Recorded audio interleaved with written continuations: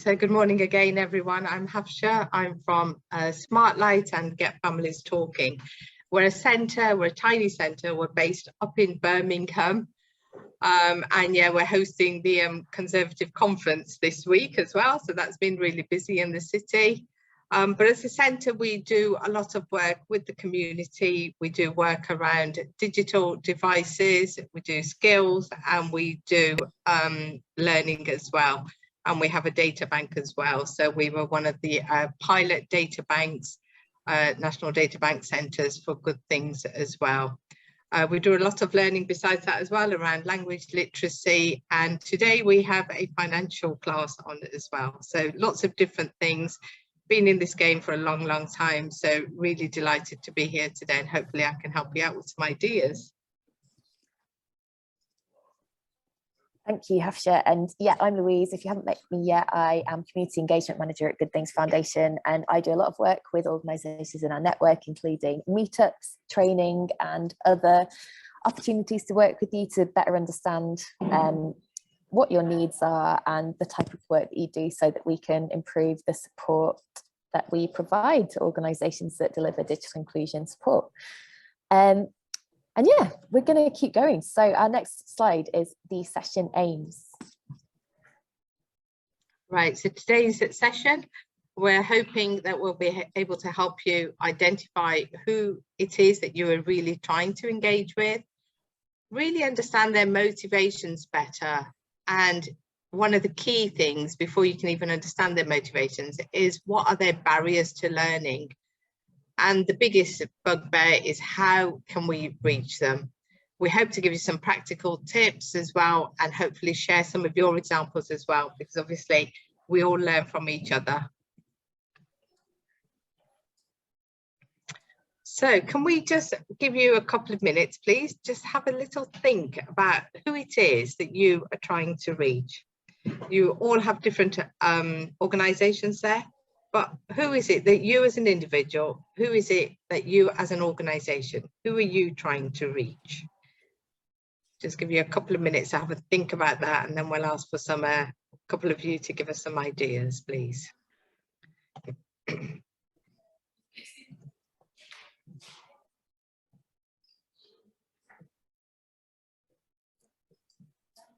Great, we've got some coming through in the chat panel. Adults with learning disabilities. Retired people, absolutely, and ethnic minorities, thank you. Wow, this is, yeah, a real kind of really big like differences in the different types of groups that people are trying to reach, which is really, really interesting. Yeah, and actually a lot of you have already highlighted as well in who you're trying to reach there. But I want you to actually think about also, are they digitally excluded? And how are they digitally excluded? Are they digitally excluded due to skills? Is it because of data? So many people don't have sufficient data to actually be included in that digital world. Or is it because they don't have the tech? They don't have the tech to be able to get online. And then think about, how does this actually align to what you're offering? What is it that you're, as a centre, what is it that you're trying to offer? And does what their barriers are, what their skills needs are, does it all align? Think about your funding routes as well. Funders have very specific outcomes and outputs that they're trying to achieve. How does all of that fit in with what it is that you're trying to achieve there as well? But more importantly, what it is that that individual is trying to gain from engaging with you. And what else is going on in their lives? We hear constantly now about the cost of living. Cost of living is such a huge thing at the moment for a lot of people. Is cost of living impacting them to the point where they can't actually use the electricity to charge up their devices? Is that something that we need to be thinking about? So can your offer support that cost of living crisis for your participants? Also have a think about people who are digitally excluded. We know, and the research has shown this so many times, and it's really heartening actually to see that this is something that a lot of you have also put in the chat panel as well. The people who tend to be digitally excluded are older people. Good Things Foundation ran a recent project as well, which I think is just coming to the end now as well, trying to engage with older people. Research also shows that a lot of people who are digitally excluded also tend to be Black ethnic minority groups as well. Lots of people from disabled groups. And again, lots of you also said low income individuals as well. Individuals with complex needs. What it all boils down to, and this is also one of the groups, is people who are incredibly lonely. We know, and the research shows it, that if you are not online, if you are digitally excluded, then you are in a lonely place because you can't connect with people. So there's some really interesting facts on that slide. Now, I'm happy with that. Thanks, Lou.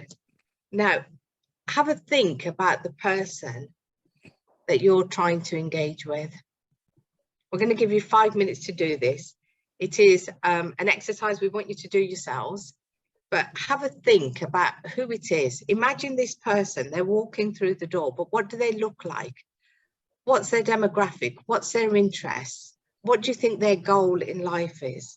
More importantly, how digitally connected are they? And if they're not digitally connected, well, what are their challenges? I want you to imagine that person, and every one of you will have a different persona. So just a few minutes to have a think about that. And I'll just show you a quick example, and just to kind of reiterate that this persona won't represent everyone that you're trying to support, but it's just an example of a type of person that you might want to reach. For your organisation, it's quite a useful kind of exercise to create a set of personas that represent different types of people you might come across in your work. This is one example that I've been inspired by someone in my life. I've got Janet, she's 68, she's white British, she's a widow, she's got 2 grandkids, she has arthritis. So we've got a bit of demographic information, her interests, her goals, her experience of digital, and the challenges that she faces. And as Hafsha said, we are going to be using these personas as we go through the in an exercise a little bit later, so please hang on to these. We'll ask a couple of you to share these in a moment, but yeah, we'll give you 5 minutes to do this. So this is where you need your pen and your paper if you don't have it already, or your document open, whatever works best for you. So we've had about 5 minutes there, and I wonder if we have any volunteers that wouldn't mind showing us your persona and just talking us through. Thanks, Nicola. Yeah, so my demographic would be ethnicity, interests, family, learning, shopping and travelling. Goals would be to talk to family, financial independence, researching local activities for family to do and children. Experience of digital would be overwhelming. Lots of information data, which comes into my next bit, which is the challenges, which is language skills not being so good, and the confidence to use those language skills.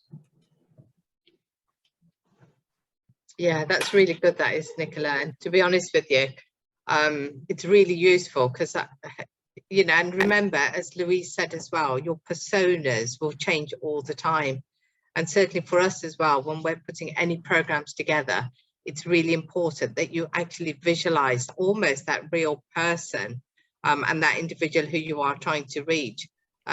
We're running a class today around financial digital skills.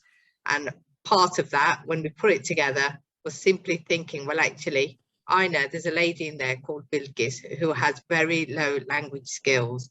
She's got low literacy, but she's also on her own with a young child who's 8, and she needs to get online to manage her money.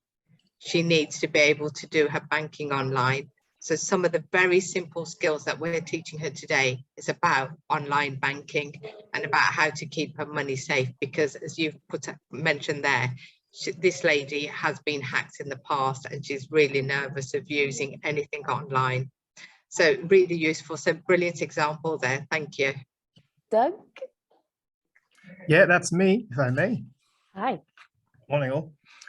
Can I just share my screen quickly? That's okay. I don't think you've got screen share. So do you want to just talk us through? Yeah. Yeah. Okay. Right. Okay. Cool. Yeah. It's basically I've got a slide here. It's about a gentleman from the Caribbean. He's over 70, he's retired now, and he resides at the Caribbean Centre in Newham. He used to work for BT, but now his interests have changed in terms of wanting to know more about how he can stay connected with his peers, his friends, and how he can make sure he's online 24/7. Does that kind of make sense? So he works as a volunteer at the centre at the minute, and I think one of his fears is not knowing how he can get on board, not getting the resources to actually get himself IT skilled enough, not to apply for jobs, but again to stay in contact.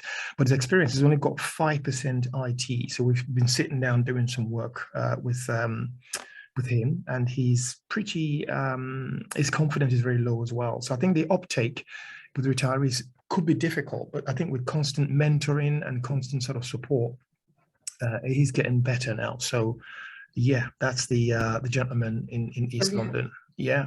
So the online expertise is getting better, the confidence is building better, and it's getting up to speed a lot faster as well. Yeah, no, that's really useful to know. And of course you'll have many different personas, and that individual could also exemplify lots of other people who you are trying to engage with, who will have different characteristics of that persona. So brilliant, thank you for sharing those. Right, so how do we reach people? Right, so obviously people aren't going to be able to be reached unless we tell them and make them aware of what we're offering. Let's not talk about engaging people now. At the moment, we just want to reach them. So where do we find people? Where do we find them to reach them before we can engage them? Now, offline obviously works the best. Just get really old-fashioned about this. Don't try and make it fancy by thinking to yourself, I'm going to put this out on Twitter. So many people do this.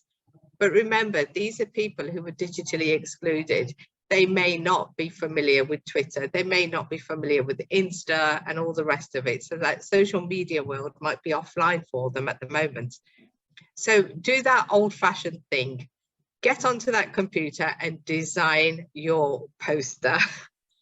And when you design your poster, make it easy. We say keep it really simple. Keep it sweet and simple. Make that language so that they can read it.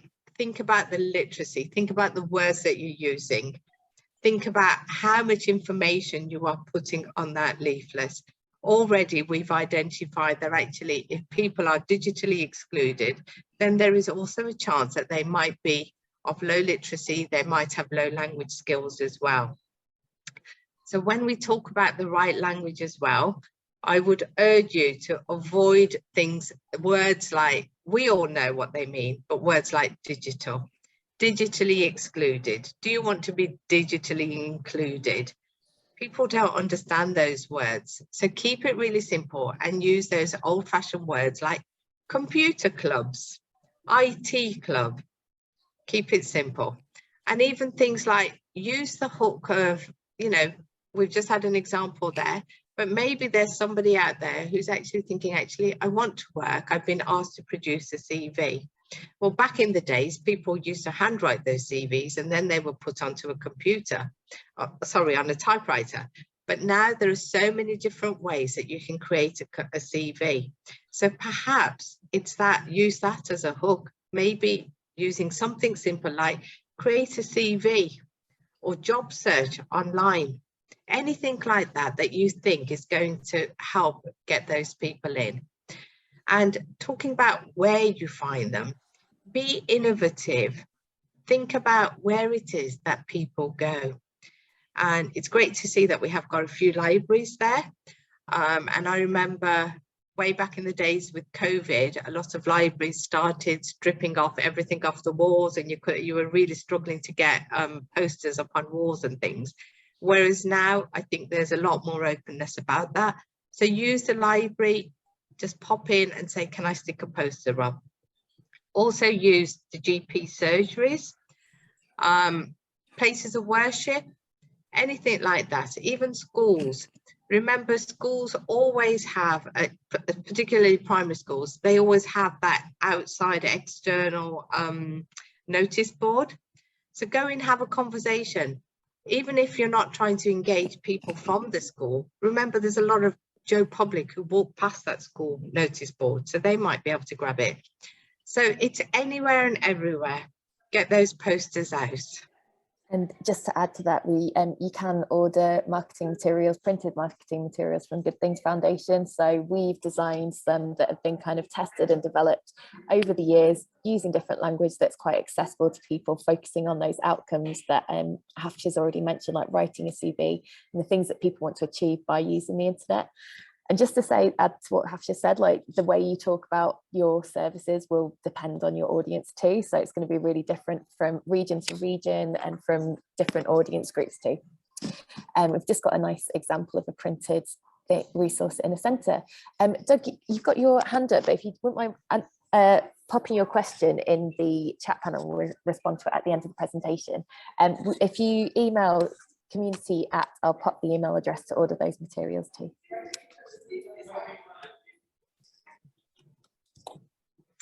Yeah, and another point as well, when you're trying to engage people, remember you're not a lone person doing this. Organizations work best when they have partnerships with other organizations. There are lots and lots of small organizations within your area who are desperately trying to work out who it is that they can work with, collaborate, work with. So reach out. This is the time to start networking. You get invitations, you need to start accepting those, and find out who your local organizations are, who it is that they are working with. Is there something here that you can work on together? A really good one at the moment are food banks and fuel banks, which are being set up. So is there some collaboration that you could do with them? You know, perhaps the people who are accessing the food bank, maybe they would like to improve their digital skills. So perhaps there's an offer there. Schools as well. Schools now are opening up with COVID. They pretty much shut down and didn't want parents in, but schools are now opening up. They want to reach their parents. So again, is there a conversation to be had with the local head teacher? But reach out and find those local organizations, even if they don't have individuals themselves, maybe they could actually promote your offer to others. Everybody will find a spare room somewhere. So time now to get talking and networking. And I always say to people, think of your familiar venues. We need to go to where individuals are. We cannot expect to sit in a big fancy office and expect people to come to us. There's a lot of cultural capital at play here. People lack the confidence to go into venues, especially if you don't have those skills. If you have low language, low literacy, low digital skills, then even if you put something up and you say, well, actually come along to this fancy venue and we've got offices here, they won't come. You need to go to them. So find them.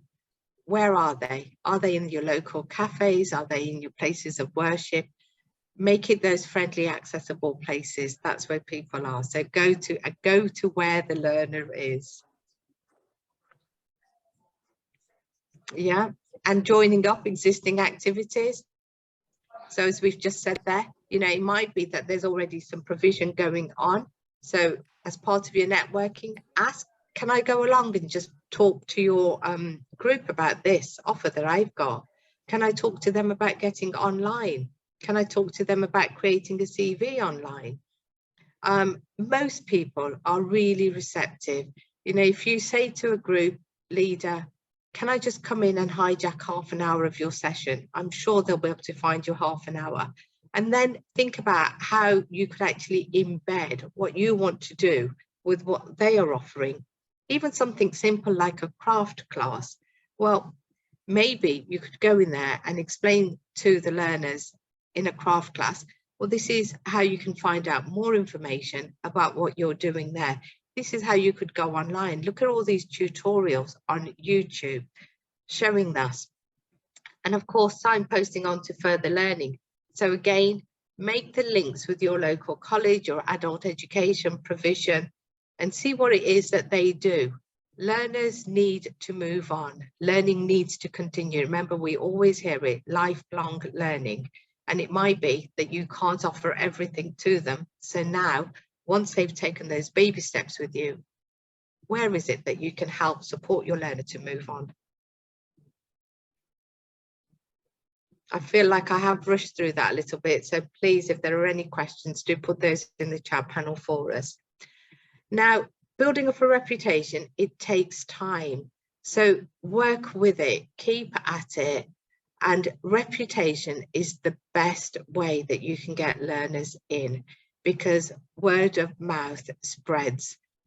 Use those community leaders. Who are the people who are innovative, who are engaging in your local community, who engage with other people? Talk to them about what it is that you're trying to do, what class it is that you're trying to run. Talk to them about it. And your best form of promotion has to be your peer ambassadors. And what we mean by that are those learners who have attended your sessions, learned from it, engaged in it, moved on, and go and talk to everyone else about this great class that you've been running. So bring them on board with you. Get them to try and talk to other people. Perhaps next time they come along, perhaps they could bring a couple of friends, people that they've worked with.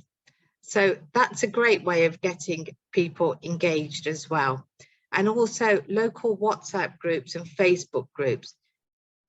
Research has also found that although people might feel that they are digitally excluded, a lot of people use WhatsApp, and there are lots and lots of local WhatsApp groups. Some of those, you know, might be linked up to the local police. I know in our area, the local police run some sort of a service as well, where you can actually log on, and they have a Facebook page. Anything that's happening locally in the area, we get to find out. So find out what local Facebook groups there are, what WhatsApp groups are there, and simply send, you know, even if it's not a written text, send a poster. You know, ask if you can send a poster on that group, and that's another great way of engaging a huge number of people that way.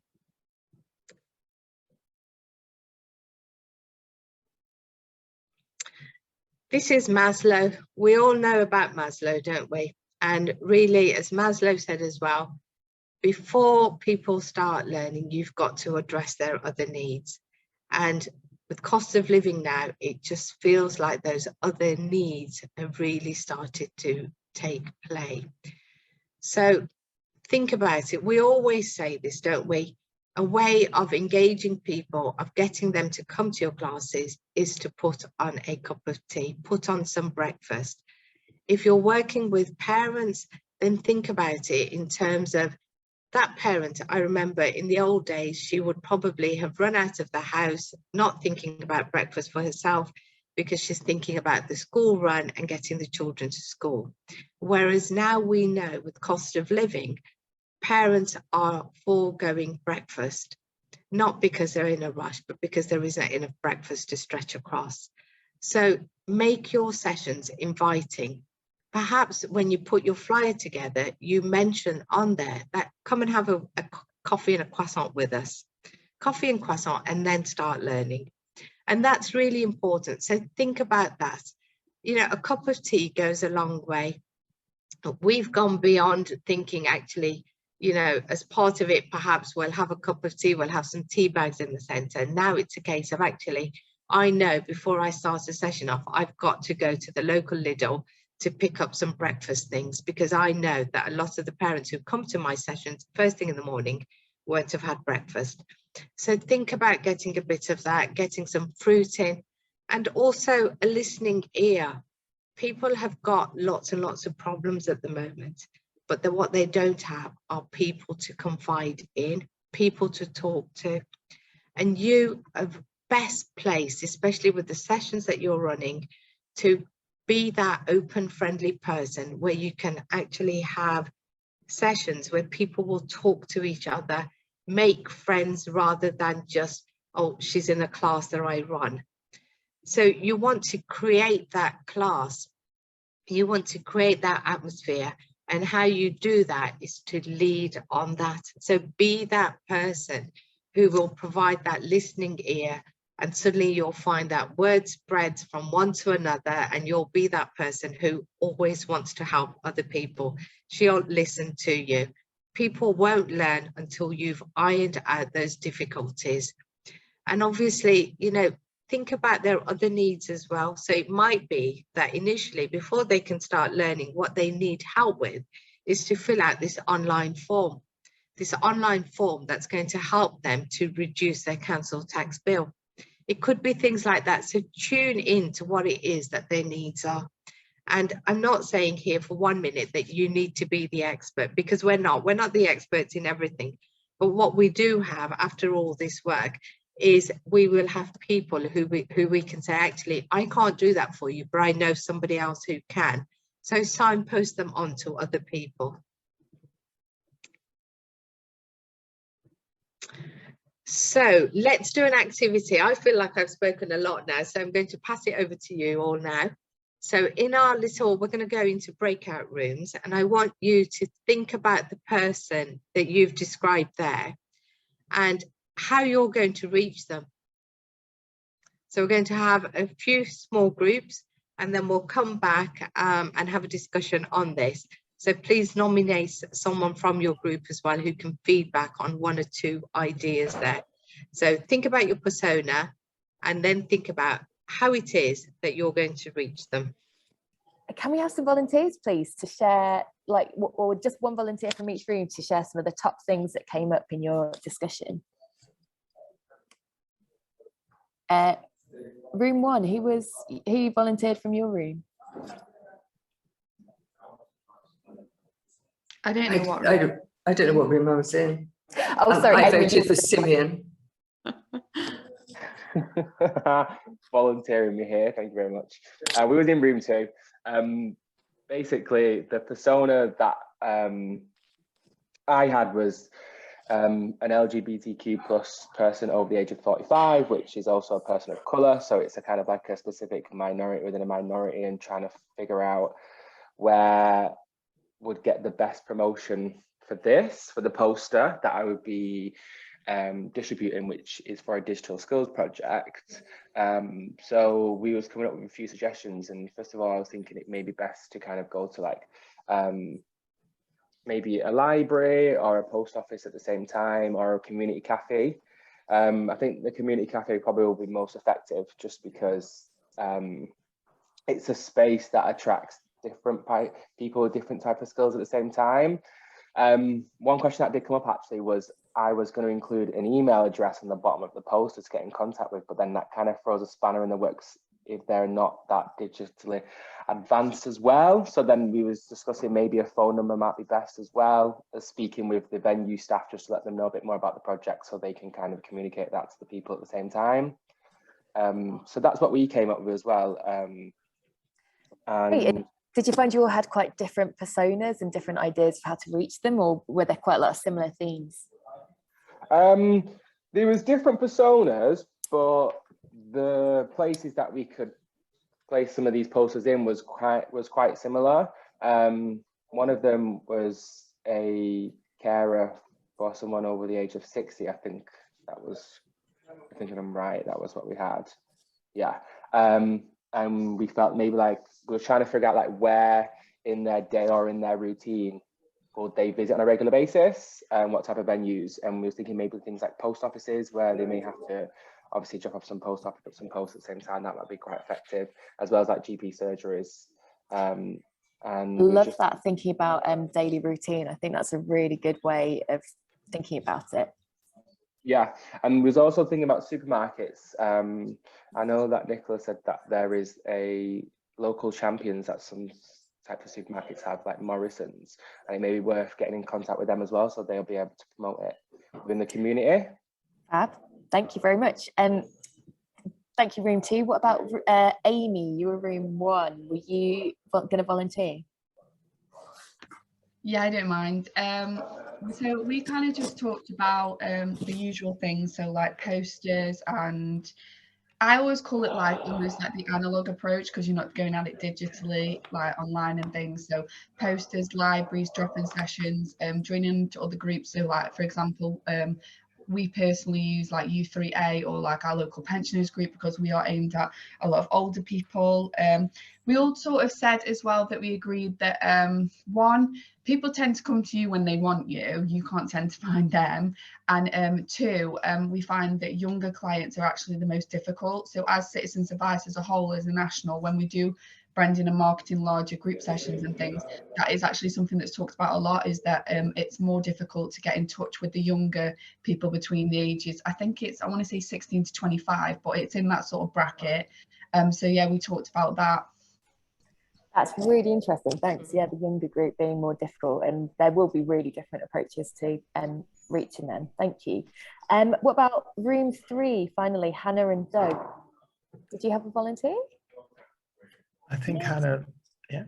So I was sharing that I'm coming at this from quite a specific angle, that I work for a charity and we support members who have a very rare skin condition called CMN, but we have very little representation within Black ethnic groups, and we really want to reach people in that demographic really and increase representation, but we don't know. We've been thinking about how we do that.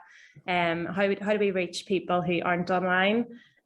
Because a lot of the ways we advertise our support events and research and raise awareness is online. If I'm right, was it Doug? Is that your name? Indeed, yes. Was so helpful, and just helping me, think a bit more old school in terms of how we.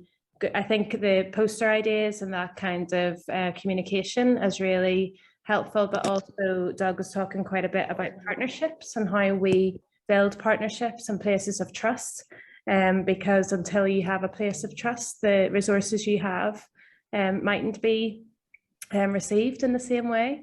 Doug has shared a couple of community groups, including the African Caribbean Centre, that might be a benefit to me and the charity. And so he's going to help link me up with those guys. That's fabulous. Thank you so much. We're going to whiz quickly through a few final slides, and then we're going to have a few minutes at the end for some questions, but thank you all for sharing. I'm really glad that the breakout rooms were useful and you were able to share and hear some other ideas. So we have spoken about reaching people, but there is kind of an additional step which is connected to this, which is about engaging people. And when we talk about engaging, this is the kind of emotional way of getting them involved in your services. So engaging is to get them on board, motivating them to use digital, but also to access learning activities, something that will spark interest. And of course, we have spoken about the hook. So it's important when we think about this to consider the different barriers that people do face in terms of using digital, and by addressing these barriers we're able to engage them and provide the support that meets their needs. So one of these barriers might be accessibility, which connects to language, literacy, sensory impairment, disabilities, and inaccessibility. We need to consider the space, the session, the kit. Financial, this will impact people's ability to have a device, to pay for data or connectivity, even to travel to a venue or paying for sessions if there's a cost involved. It's really important to be clear that if it is free, make that clear to people that it is a free service. And even things like the data bank could be a draw to participating in learning and other activities that you have. Motivation is one of the biggest barriers that we have to overcome, and this can be the biggest challenge to engaging people. So lots of people think it's just not for me. By understanding their interests and goals, we can understand what their hook is. We can make digital fun and spark their interest. Fear is the final one, and we see this a lot. We've seen this in some of the personas we've talked about. Fear of learning, fear of failure, lots of concerns about internet safety, and lots of older people in particular are kind of afraid of breaking the internet. Your learning environment and the kind of what you've just spoke about, creating that kind of image of a trusted organization, is really essential to breaking down that fear barrier. And it can really help to meet people one-to-one first before engaging them in a group session or other types of learning. So we have spoken about the hook before, and the hook in many ways could be anything that engages your learner, and we often refer to digital skills by stealth. So by not using the word digital, by not focusing on digital, but instead on the outcome or fun things and useful things that you can do using the internet, we can really kind of engage people and show them the benefits of using the internet and how the internet and digital tools can have a positive impact on their life. After this session, we've got some really good resources we can share with you, some video examples of using tablets and games to teach digital skills, but also other things like that we've done for previous projects, like some cards that we use with really just kind of fun and simple activities that your digital champions might use in sessions with learners. And finally, keeping people engaged. Progression is really key, and this isn't always suitable. So not all learners will want to progress onto further learning, other activities or services, volunteering or work, but it might be that you're linking them up with other types of activities. So it's not necessarily like an upwards progression, it's just keeping them engaged in other types of activities that you might be connected to. It's also really important to check in with people regularly, whether that be a phone call to see how people are doing if they haven't turned up to a session, email, having a WhatsApp group to keep your past learners involved and up to date with things that you're offering. I'm going to hand over to Hafsha now, who's going to talk to you a little bit about what she does to engage people. Yeah, and thanks, Lou. So really, I mean, as it says there, we just keep it sweet and simple. This is a group of learners who we have already reached. We've engaged them. They've been doing a few sessions with us. Now, through everything that Lou has just mentioned in those previous slides, we've actually noticed that actually a lot of them are pre-diabetic or have diabetes or know people in their family who are diabetic. So as part of that, what you see there is Steph, who's our local nurse. So we've engaged with the local health centre and we asked her to come in and do a session for us. Now, as part of that session, you're probably thinking, well, actually, how does this work with digital? Well, what she's done, what we did here as part of that session was we actually were able to download an app for all of those women, which is around a calorie counter. It counts all your carbs and it gives advice on how many carbs you're allowed to have if you are diabetic and to manage your sugars. As part of that also, we were able to help them to download a fitness app on their smartphones, which also counts their steps. So already this little group have found something that is really relevant to them. The session was delivered in a local venue. I mentioned before about going to where your learners are. You need to develop their confidence. So go to where your learners are and make it comfortable for them. Don't book a venue that is far away because they won't come, but travel yourself and provide refreshments, but also things like just turning up and being present, making sure that they are the most important people in your life for that hour or 2 hours that you're working with them.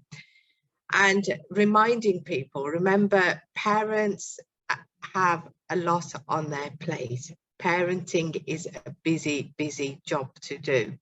So they will forget. So if you're delivering in a school, make sure that you are present in that playground where you can remind people, go up to them, approach them and say, don't forget we're meeting tomorrow. Don't forget we're meeting this afternoon. And that brings me to timing as well. So keep the time relevant to them, work with them on what time suits them, not a time that suits you. Make it a time that suits them. And remember, parenting parents will start parenting again at 2:30. So don't put a session on at 3 o'clock unless you've got other reasons for it. So be mindful of things like that. That was really great. Thank you so much, Hafsha. I'm just realising time. Yeah.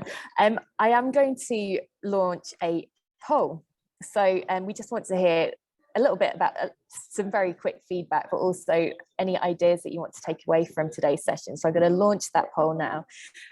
But we've also, I'm able to stay on for a bit longer. I don't know about you, Hafsha. If anyone does have any questions that they'd like to ask about any of the things we've spoken about today, things to share, we're going to keep the Zoom open for a bit longer. If not, it's been really lovely to have you all today. Thank you. Yes, thank you. And Doug, I know you were keen to share about your experience networking. It sounds like you had some really useful things to share in your breakout room. I don't know if you want to share a little bit about how your networking has impacted your ability to reach people. Yeah, thank you very much, Luke. It's just really, we were looking, when we had the Digital Lifeline project, how do we sort of reach a massive audience, during the time that they needed help, just post-COVID. So we thought, look, there's got to be a registration somewhere of individuals who need help, either the job centers, for example, you might be community centers, for example. So we launched a project looked into the East London area, and we found the Caribbean Centre that resources, they provide resources and help for local communities. We also found the East London Business Alliance as well, and then we also found a place called Caritas Anchor House, and these three organizations were instrumental in helping people recover from the impact of COVID. For example, they were retrained on how to manage their money, for example, all those basic things, how to apply for medication online, etc. So we did that, and we within a couple of weeks, we aggregated a lot of individuals that needed to have help. So partnerships now is something we're working on actively, because once you have a partnership, then the trust element is also eliminated, because you're partnered now, because if you've had a good experience with them, you've run a project in the past with them, they built the trust, and once you get that, then access to providing those services is a lot easier. So we're working on mainly partnerships now. Yeah. Very true. Yeah, thank you. That's a really great kind of example to share. I'm sorry to plug our training, but we do have a session next week that is all about how you can work in partnership too. So we'll be sharing a few other examples of partnerships, but that's been really brilliant to hear where it's worked for your organisation. I think that word trust keeps coming up, and I think that's definitely something we need to make sure we build into this more for the next sessions, is that trust is absolutely key. Yes, and we will share the links for activities that can engage clients, and we do have a really great list there. And thanks for the reminder, because I think we mentioned that during a previous session last week, so we'll make sure that that's in there. Yeah, and Lou, if anybody wants to get in touch as well to discuss anything, then please, I'm happy to share my email as well. Brilliant, thank you. Any other questions? Yes, we'll send an email, so it'll be to the email address that you registered for this event. I'm just going to very quickly pop, we've got another kind of feedback form that's a bit longer, and we'd love to hear kind of any thoughts, any ways we might improve the training, and any ideas for additional training that you would like to see us deliver. And yeah, just thank you for participating in the breakout rooms. It's really great to hear some more about you, and if you want to share about this on social media, post your persona, get people talking and show the kind of work that you've been doing at your organisation, that would also be fab. And make sure you tag us at Online Centres. And very lovely to see you again this morning. And thank you, Hafsha, for being a brilliant deliverer. And yeah, really great to have you on board.